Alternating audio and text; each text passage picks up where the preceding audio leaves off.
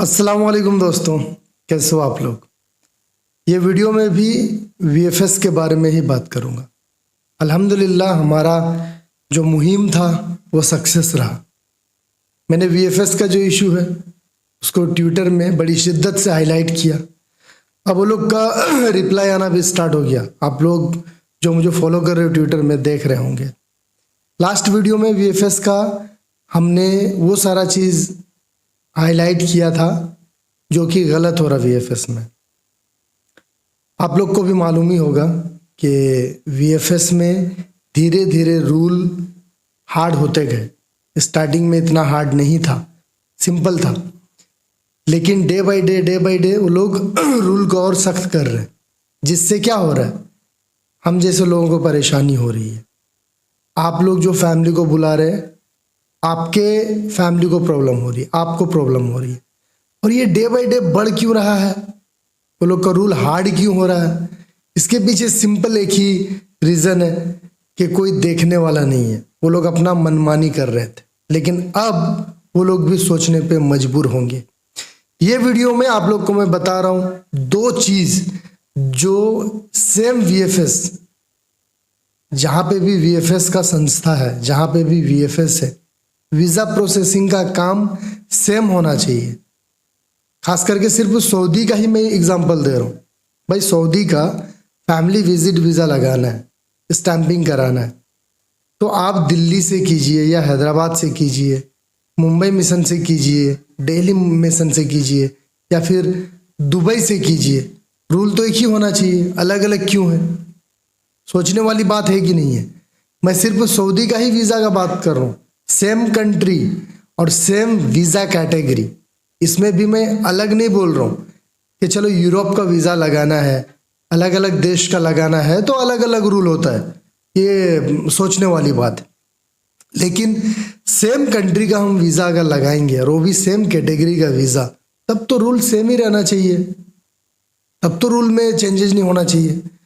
दो चीज़ बता रहा हूँ, ध्यान दीजिएगा आप लोग। एक rule Saudi family visa stamping का, अगर आप लोग दुबई में स्टैंपिंग करा रहे हो, दुबई में भी वीएफएस है, मालूम है ना। और हम लोग स्टैंपिंग कहीं से भी कर सकते हैं जहाँ जहाँ वीएफएस का सुविधा है। सिर्फ अपॉइंटमेंट लेने के लिए वहाँ का नंबर चाहिए होता है, ये चीज़ ध्यान रखिएगा, ठीक है। इस पर मैं एक डेडिकेटेड वीडियो बना दूंगा। अगर आप मान लीजिए दुबई से स्टैंपिंग करना चाहते, तब क्या करना होगा अपॉइंटमेंट के लिए? पहला शर्त तो यही है कि दुबई का एक नंबर चाहिए, तभी आप ओटीपी आएगा, आगे बढ़ पाओगे। लास्ट में आप अपॉइंटमेंट भी ले पाओगे।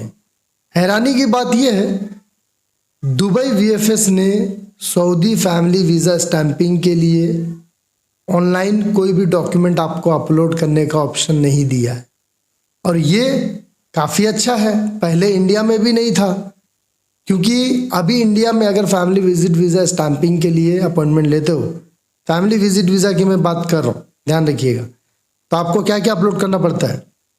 जिसका आप अपॉइंटमेंट बुक कर रहे हो, मान लीजिए आपका फैमिली में 3 मेंबर है, 4 मेंबर है, तो सबका पासपोर्ट का फ्रंट पेज, पासपोर्ट का बैक, उसके बाद उसका फोटो, इनविटेशन, और जो बुला रहे हैं उनके साथ में रिलेशन प्रूफ, ये 5 चीज़ ऑनलाइन आपको अपलोड करना पड़ता है।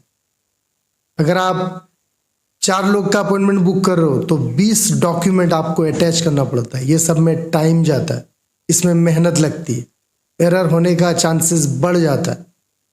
बढ़ता है कि नहीं बढ़ता, आप लोग कमेंट करके बताइए। ये रिसेंटली इंडिया ने ऐड किया पिछले कुछ महीने से, नहीं तो पहले इंडिया में भी नहीं था। और इसके पीछे कोई लॉजिक भी नहीं बनता यार।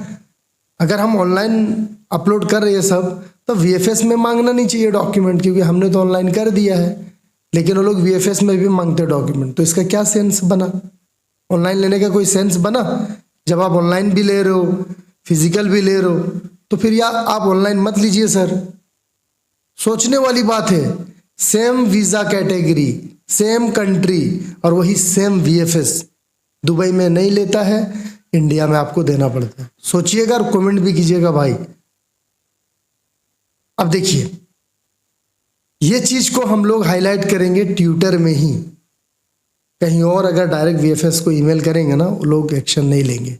जब तक इस चीज़ को हम लोग पब्लिक में नहीं लाएंगे, जो रिस्पॉन्सिबल मिनिस्टर्स हैं उन तक ये बात नहीं जाएगी, तब तक वीएफएस अपना मनमानी करेगा। मुझे पर्सनली किसी से दुश्मनी नहीं है, मैं बार बार बोल रहा हूँ। मुझे वीएफएस से भी कोई प्रॉब्लम नहीं है, नहीं किसी से। मैं इन चीज़ों को सिर्फ हाईलाइट कर रहा हूँ जो गलत है। ये एक एग्जाम्पल दिया, दूसरा सुनिएगा ध्यान से। हैदराबाद वीएफएस ने एक अपना अलग ही मनमानी वाला रूल बनाया है। क्या रूल मालूम है? मैं पासपोर्ट देके बता रहा हूँ। जैसे सरनेम और गिवन नेम, दो नाम रहता है पासपोर्ट में। किसी का मान लीजिए सरनेम नहीं है, सिर्फ गिवन नेम में साहिबा खातून है, गिवन नेम में साहिबा खातून है, सरनेम में ब्लैंक है, कुछ भी नहीं है। तो वीएफएस वालों का कहना है हैदराबाद का कि साहिबा फर्स्ट नेम लिखिए और लास्ट नेम में खातून लिखिए, तभी हम आपके एप्लीकेशन बनाएंगे, नहीं तो नहीं बनाएंगे, इसको ठीक करके आइए। डायरेक्ट वो लोग रिजेक्ट कर रहे हैं। उनके हिसाब से, हैदराबाद के हिसाब से ये नियम है। लेकिन यूनिवर्सल जो नियम है या फिर बाकी वीएफएस दिल्ली का जो नियम है, उसमें साहिबा खातून ही रहेगा फर्स्ट नेम में, और गिवन नेम में या तो आप हस्बैंड का नाम डाल दीजिए, सरनेम में या तो हस्बैंड का नाम डाल दीजिए या उनके फादर का नाम डाल दीजिए। ये यूनिवर्सल रूल है, जिसका सिंगल नेम रहता है या फिर कह लीजिए कि जिसका सरनेम नहीं रहता है। एक ही वीएफएस, अलग अलग तरह का माइंडसेट, अलग अलग का नियम। अब आप लोग सोचेंगे कि एम्बेसी को क्या चाहिए, एम्बेसी को कैसा चाहिए? भाई यकीन मानिए, सऊदी एम्बेसी को दोनों ही तरीके से कोई मतलब नहीं।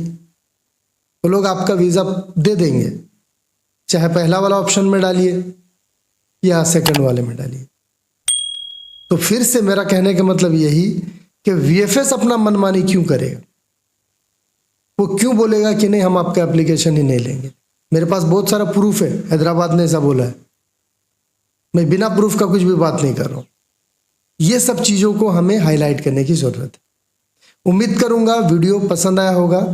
ट्विटर में आप लोग मुझे फॉलो कर लेना, और ट्विटर आईडी आप लोग भी बना लीजिए। फेसबुक इंस्टाग्राम चलाते हैं भाई, ट्विटर भी चला लीजिए, जिसको अभी एक्स बोलते हैं ना, मैं ट्विटर ही बोलता हूँ। एक्स आईडी बना लीजिए, कुछ भी इशू है उसको हाईलाइट कीजिए। आपके गांव मोहल्ले कहीं पे भी कुछ भी प्रॉब्लम है ना, वो इशू को हाईलाइट कीजिए। मैं सऊदी वीज़ा का काम करता हूँ, दुबई वीज़ा का, मतलब वीज़ा रिलेटेड मेरा काम है। तो वीज़ा रिलेटेड कोई प्रॉब्लम है, मुझे आप पर्सनली कांटेक्ट कर सकते हो, या मेरे टीम को आप इशू दे दीजिएगा, मैं उसको हाईलाइट करूँगा। रीट्वीट करने से क्या है ना, उनको एक्शन लेने पे वो लोग मजबूर हो जाते हैं। और देखना एक चीज़, जब इशू हम लोग हाईलाइट करते हैं ना, तब वो लोग बोलते हैं भाई आपको सर हमने डीएम किया है, आप एक बार चेक कर लीजिए। डीएम मतलब मालूम है? बहुत लोग को नहीं मालूम। डीएम मतलब होता है डायरेक्ट मैसेज। वो लोग पब्लिक में कोई चीज़ जवाब नहीं देता है, वो लोग आपको 1 to 1 देगा, डायरेक्ट मैसेज करेगा। अभी लास्ट जो मैंने इशू हाईलाइट किया था कि कोलकाता में एक फैमिली से नॉर्मल में 16,500 रुपये ले लिया आप लोग, पूरा डिटेल के साथ दिया था। मुझे 1 to 1 मैसेज करने बोले, सर आप डीएम चेक कीजिए ना। 2 बार लोग मैसेज किए। चलो मैं डीएम में भी दिया सब चीज़, लेकिन ये सब का मैं डॉक्यूमेंट्री रेडी कर रहा हूँ, उसके बाद अच्छे से एक्सपोज करूँगा। अपना ख्याल रखिएगा भाई। Thank you so much for watching.